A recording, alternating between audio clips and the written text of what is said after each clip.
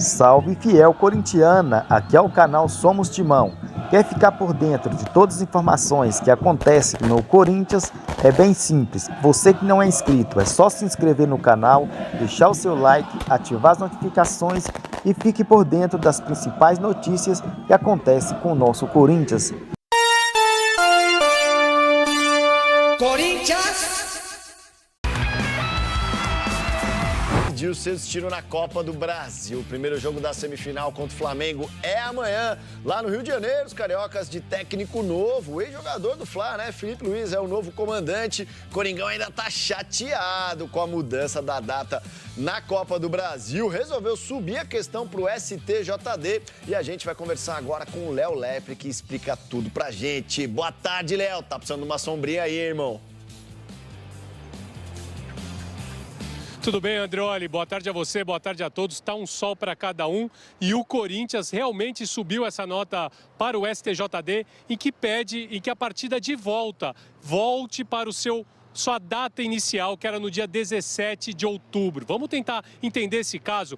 A partida de volta estava marcada, então, para uma quarta-feira, dia 17 de outubro, na Arena do Corinthians. O Flamengo entrou com um pedido junto à CBF para que esse jogo fosse adiado, já que é logo depois da data FIFA e o clube carioca perderia muitos jogadores por conta dessa data. E aí, a CBF decidiu alterar para o dia 20 de outubro, um domingo às 4 horas da tarde. O Corinthians disse que não foi consultado, que não aceita e subiu essa nota ao STJD, em que diz, inclusive, que essa postura da CBF compromete a isonomia dos times e coloca em risco a credibilidade do campeonato. Andreoli.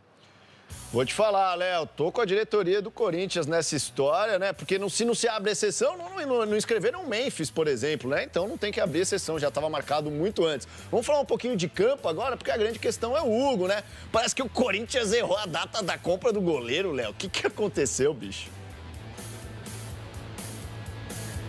Pois é, André, olha, aconteceu isso também, né? O Corinthians tinha dito inicialmente que a data de compra do Hugo era a partir do dia 1º de outubro, ou seja, hoje. Por que isso é importante? Porque o Corinthians depositaria o valor para o Flamengo, compraria o goleiro e não teria que pagar os R$500 mil para poder utilizá-lo contra o Flamengo. Os direitos econômicos do Hugo ainda são do Flamengo.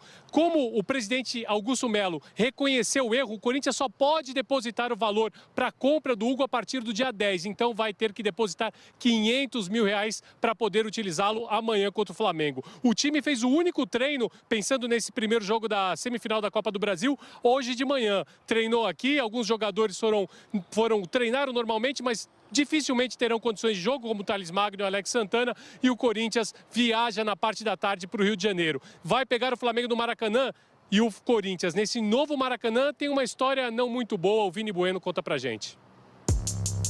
O torcedor corintiano segue dividido entre a empolgação pelo desempenho nas Copas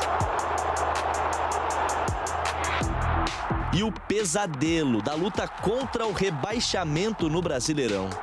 O grupo é muito bom e, a gente sempre comenta entre nós, cara, por que a gente passa momentos como esse? Olha o nosso grupo como é. A derrota para o São Paulo manteve o time no Z4. Mas a postura da equipe no Clássico, jogando com 2 atletas a menos, deixou a comissão técnica esperançosa para essa reta final da temporada. Essa é a atitude que temos que ter para poder sair e também ser competitivo nas 2 Copas que a gente tem. O desafio de disputar 3 competições simultaneamente tem cobrado um preço alto. Com um calendário apertado, os atletas têm pouco tempo entre um jogo e outro. E o desgaste gerado pelas expulsões do Fagner e do André Ramalho na última partida torna a missão do técnico Ramon Dias ainda mais complicada. O jogo de amanhã tem também um outro fator de preocupação para o Corinthians. O time tem sofrido bastante no novo Maracanã. Desde a reinauguração do estádio em 2013, foram 27 jogos e só 3 vitórias. Nesse período, o Corinthians teve 14 profissionais diferentes comandando a equipe no banco de reservas. E só conseguiu vencer com Tite, Carille e Felipe Almeida, que era o auxiliar do Vitor Pereira. Em meio a tantos problemas, ao menos uma boa notícia. Pro Corinthians não cair pra Série B, quanto tem que rezar? Pro Corinthians não cair na Série B? Pera aí, meu filho.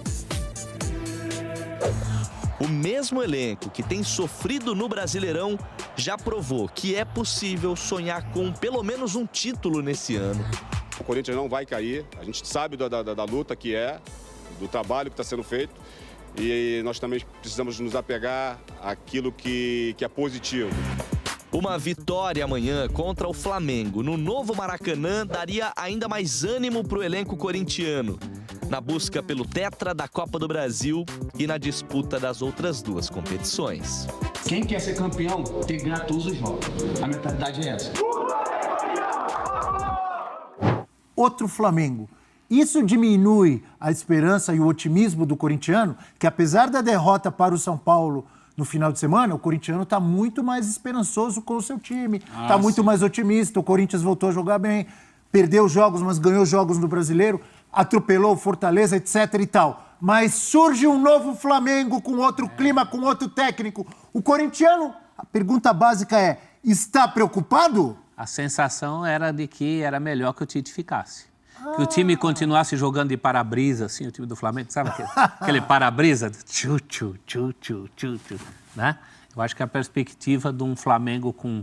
Não só com uma motivação, eu insisto, eu acho que passa pelo que fará o Felipe Luiz no sentido de fazer esse time ser mais ofensivo, ser mais direto, potencial do Gabigol, são muitos fatores para preocupar o corintiano. Eu acho que preocupa sim, preocupa mais do que, por exemplo, antes o Corinthians jogou no domingo, né? O Flamengo jogou logo depois. Naquela noite de domingo, talvez o Corinthians jogou às 4, o Flamengo jogou às 6h30. Quando acaba... Ou às 8, não, o Flamengo jogou às 8, eu acho. O Flamengo ganha o jogo, então... Não se esperava, eu pelo menos esperava que o Tite fosse demitido ali. Achava que ele fosse ser demitido antes. Quando acaba aquela noite, parece que as coisas eram mais a favor do Corinthians, porque era um Flamengo mais deprê, né? Mais para baixo. Agora o Flamengo está esperançoso. Acho que isso foi ruim para o Corinthians no confronto. Eu também vejo assim como até que essa coisa do fato novo, de um time que estava muito estagnado, jogando mal nos últimos jogos. Você via que o trabalho certamente não ia ter continuidade em 2025, então já estava um clima de fim de trabalho e ainda chega a figura do Felipe Luiz, pelo que representa. Acho que isso pode representar algo positivo para o Flamengo. Fato novo. O fato novo. Mas eu ainda acho que da perspectiva mais ampla do confronto, o torcedor corintiano, ele se tornou mais confiante pelas últimas semanas. Eu ainda acho que pode ser que esse acontecimento agora da mudança de técnico pode ter dado um pouco mais de confiança para o torcedor do Flamengo, mas eu ainda vejo esse confronto ficando muito mais nivelado desde o sorteio, desde de semanas atrás.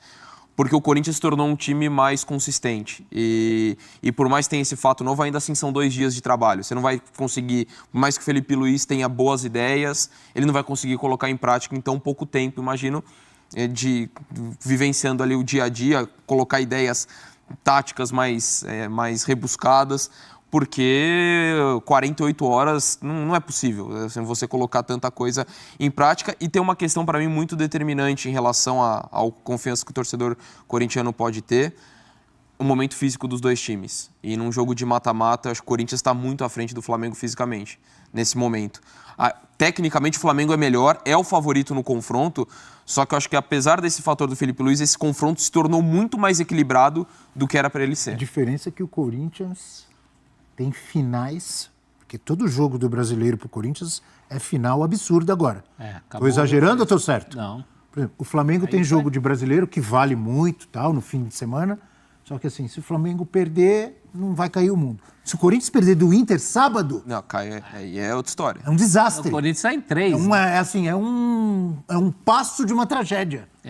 Eu só acho que mudou, por exemplo, a gente está falando do Gabigol. O Corinthians não consegue focar só ali, eu acho. Não consegue.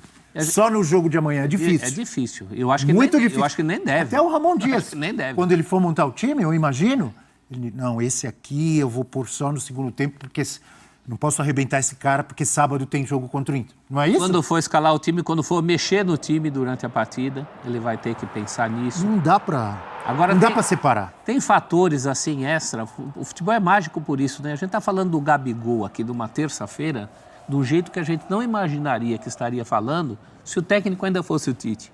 Da noite de domingo para cá, olha quanta coisa mudou. em termos de abordagem, de astral, o Gabigol passa a ser uma preocupação para o corintiano também. Como não? Quantas vezes o Corinthians já não viu jogadores de nome ressuscitarem em cima de si em jogos que você fala assim, não é possível, o cara aparece.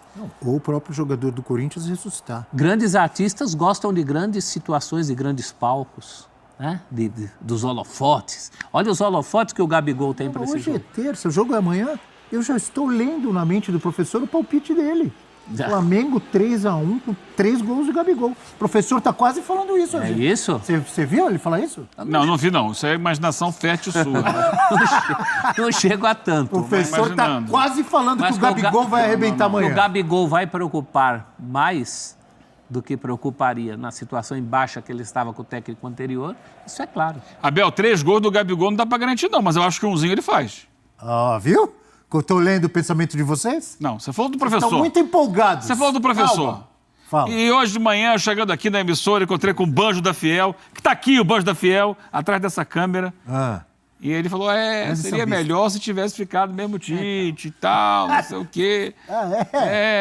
Mas o Corinthians vai pra cima assim mesmo e vai ganhar e tal. O Banjo está preocupado. Não falou no final assim, vai Corinthians, não falou? Falou sim. O Banjo está preocupado porque ele acha que os jogadores do Flamengo correrão pelo Felipe Luiz de uma maneira que eles talvez não corressem se o Tite Fala tivesse. pro Banjo da Fiel que o jogador do Flamengo tem que correr sempre.